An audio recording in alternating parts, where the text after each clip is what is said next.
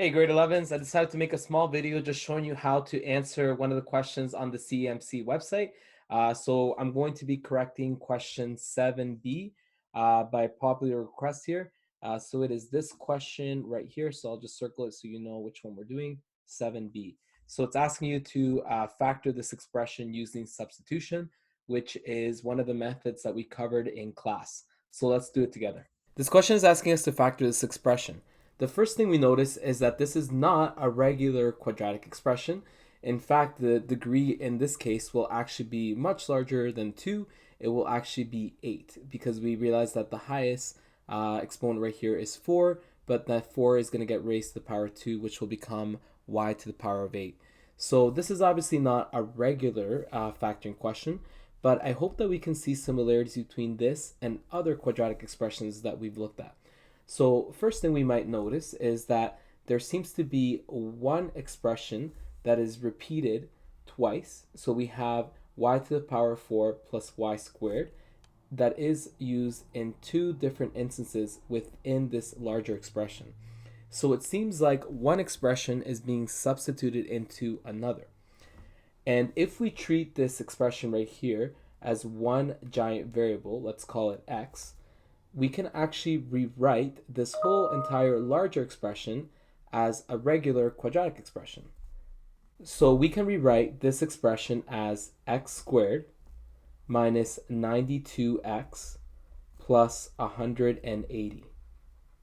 We know how to factor this. This is a simple case since the first coefficient is 1.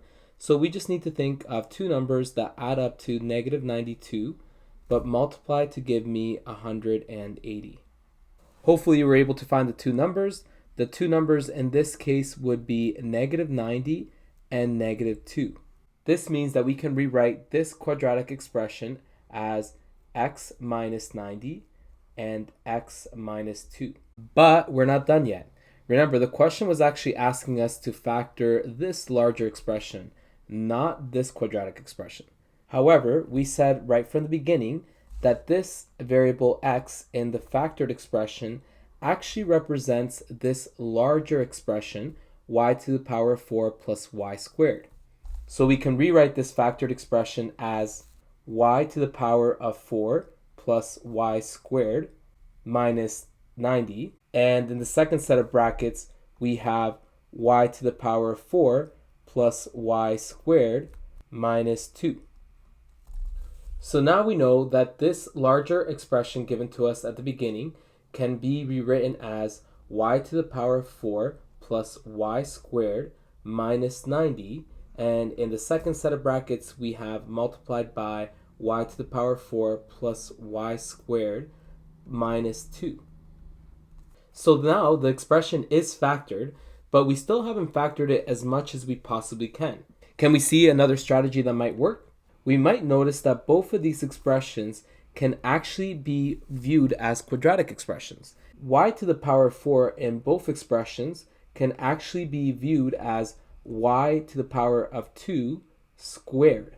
This means that the new variable would actually be y squared. So if we treat y squared as one variable, we can rewrite them in slightly easier ways. So we have y squared squared plus y squared, which we will treat as one big variable, minus 90. And in the second set of brackets, we will do the exact same thing. We will have y squared squared plus y squared, which we will treat as one big variable, minus 2. If we treat y squared as one variable being substituted into another expression, then we are just factoring the normal way that we have factored before. We will use simple factoring using sum and product. So in the first set of brackets, we need to think of two numbers that add up to 1 but multiply to give me negative 90. And in the second set of brackets, we have to think of two numbers that add up to 1 but multiply to give me negative 2. Did you find both numbers? Hopefully you found both of them. In the first set here, we have 10 and negative 9. And in the second set here, we will have 2 and negative 1. This means that the first expression in the factored form will be written as y squared plus 10 multiplied by y squared minus 9. And the second expression will be written as y squared plus 2 multiplied by y squared minus 1. We're near the finish line now.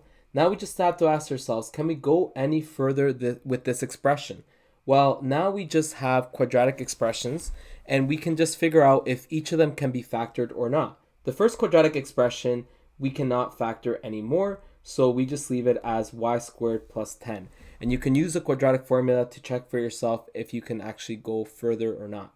The second quadratic expression, y squared minus 9, we can actually factor further because it is a difference of squares. So we have y plus 3 multiplied by y minus 3. The third quadratic expression, y squared plus 2, can also not be factored further, so we just leave it as y squared plus 2. And then the last quadratic expression, y squared minus 1, is also a difference of squares, and we can factor this as y plus 1 multiplied by y minus 1. So now we have factored our whole expression as y squared plus 10 multiplied by y plus 3 multiplied by y minus 3 multiplied by y squared plus 2 multiplied by y plus 1 multiplied by y minus 1. Whew, that was long. I hope this video helped. Best of luck with all the questions. See ya.